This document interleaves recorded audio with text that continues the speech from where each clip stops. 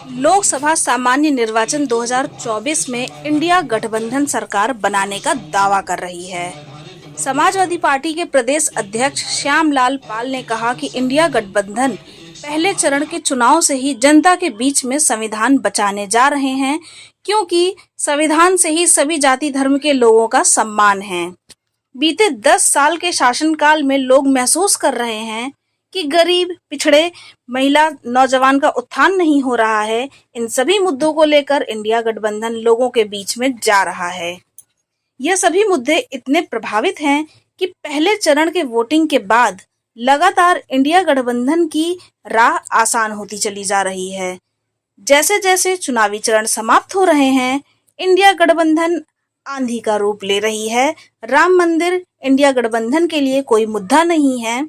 मौजूदा समय में मुद्दा है कि संविधान कैसे बचे, संविधान के अनुच्छेदों का पालन किस प्रकार से हो, संविधान के विचारों को सरकार किस प्रकार से क्रियान्वित करे, किसानों, नौजवानों, महिलाओं का भला हो, इन मुद्दों की लड़ाई है।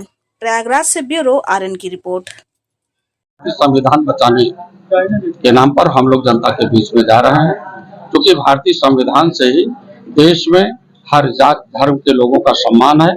आज 10 साल के शासन में सभी जात धर्म के लोग ये महसूस कर रहे हैं कि भारतीय जनता पार्टी के द्वारा गरीबों, मजदूरों, किसानों, नौजवानों, महिलाओं, व्यापारियों का किसी भी प्रकार से उद्धार नहीं हो सकता है। इन्हीं सब मुद्दों को लेकर के आए हैं और वास्तव में जो पहले चरण के चुनाव का संदेश दूसरे चरण का, तीसरे चरण का, वो हमारा आंधी का रूप पकड़ता जा रहा है और ये जनसैलाब कहीं ना कहीं वो अपना खतरा महसूस समझ करके इंडिया अलायंस के प्रत्याशियों को जिताने का कार्य कर रहा है। राम मंदिर आपकी पार्टी के लिए कोई गठबंधन के लिए कोई मुद्दा है या नहीं है? राम मंदिर कोई मुद्दा नहीं है, भगवान सबके हैं, ये कोई मुद्दा नहीं। ये तो भारतीय जनता पार्टी ने मुद्दा तैयार किया है।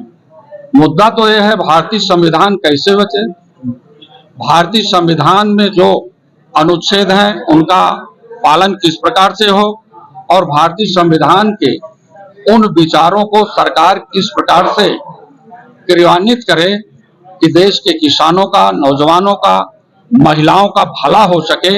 इन मुद्दों की लड़ाई है और इन्हीं मुद्दों को लेकर के हम लोग क्षेत्र में जा रहे हैं। एक सवाल ये है कि इंडिया गठबंधन संविधान के साथ बीजेपी खिलवाड़ कर रही है।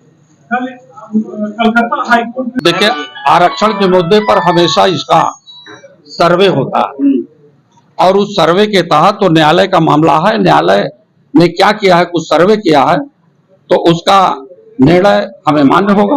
लेकिन ममता के निर्णय को से कहा है, न्यायालय को निर्णय को मानेगी। उन्होंने कहा है कि हम भारतीय जनता पार्टी जो निर्णय करेगी इस प्रकार से, उसको हम नहीं मानेंगे। न्यायालय के निर्णय को उन्होंने स्पष्ट शब्द में कहा है, तो क्या ममता जी भारतीय जनता पार्टी के फैसले को ममता जी नहीं मानेंगे। हाई कोर्ट के फैसले को उन्होंने कहा है, मैं आपको भी नहीं, ऐसा कुछ नहीं, उसके बारे में हम कुछ नहीं कहेंगे, ऐसा है भी नहीं। अच्छा ये बताइए, पार्टी में जो लड़ाई चली है इससे तो हमको स्पष्ट रूप से लगता है कि हम 80 में 79 सीटें जीतेंगे।